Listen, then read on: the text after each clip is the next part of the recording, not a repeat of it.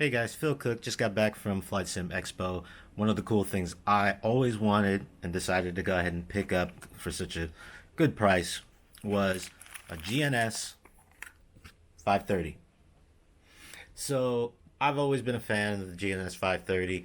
As you know, I'm a CFI, CFII, and I did my instrument, and pretty much all the planes either had a 430 or 530. Majority of them had a 530.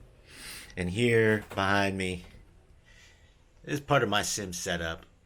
I was always trying to figure out a way to incorporate a 530 into my setup, along with my radios and my quadrant and all that stuff. But one of the things that stopped me for the longest was the fact that the 530s were just so expensive, from like Real Sim Gear. There were some cheaper ones out there, but I just didn't like the quality of them. If you know Real Sim Gear, their 530 is about, I think it's like $399 or something like that. And so at Flight Sim Expo, I came across Flight Sim Builder. I don't know if you can see it there.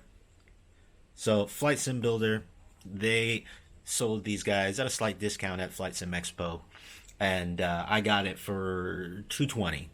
All right, but they're going to be selling, but they sell it on their website for 230, and so it's a fully functional GNS 530. It works with X-Plane as well as Microsoft Flight Simulator. With X-Plane, all of the buttons are programmable, and they give you a little program to run with it, so it shows up basically just like a joystick, and then you can just program whatever buttons you want to do whatever you want. So you could program it to work, just like with each aircraft, to work with 430, 530, and then it has a display port, so it has a VGA, and when you buy it, they give you a option as to what cable you want, and so I went with the HDMI to VGA for that.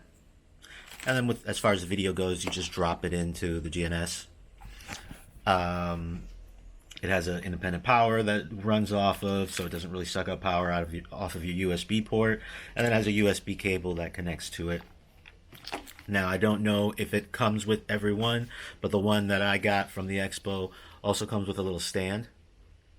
And so you can just mount that on your desk.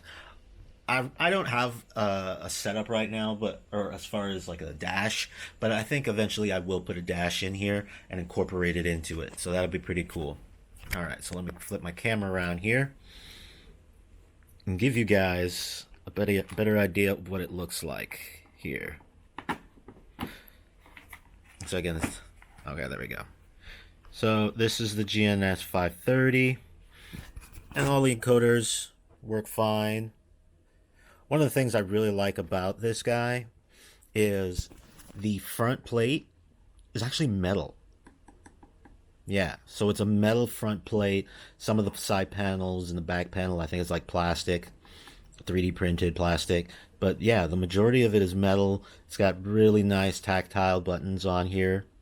It currently has a screen protector on. The encoders seem like they're like 3D printed encoders, or the knobs are 3D printed. So I kind of wish they were more like mold injected, but you've got, the twist on the 2-axis twist as well as a button, which is pretty cool. I kind of wish they would have put like a little COM VLOC switch here, like in the real GNS, but it works fine.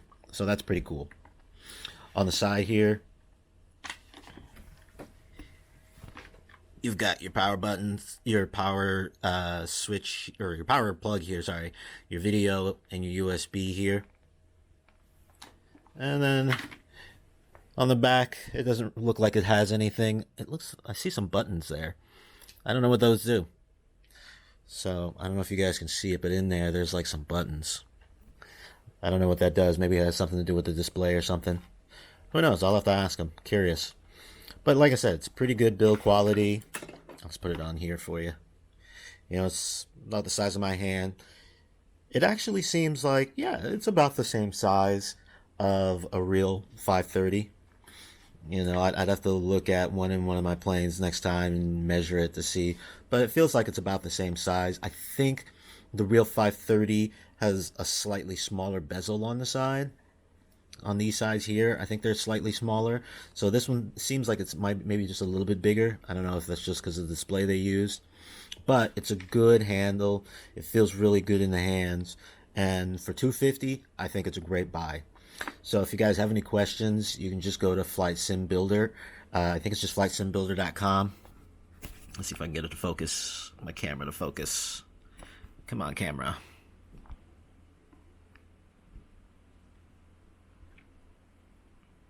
My camera doesn't want to focus right now. But yeah, it's a nice looking piece of VR, of nice looking piece of hardware for your sim setup, and at a price of 250, I think it's totally worth it. Uh, I'll try to leave a link for the website on there, and you guys keep simming and have fun, right? I think it's a great thing to add to your setup.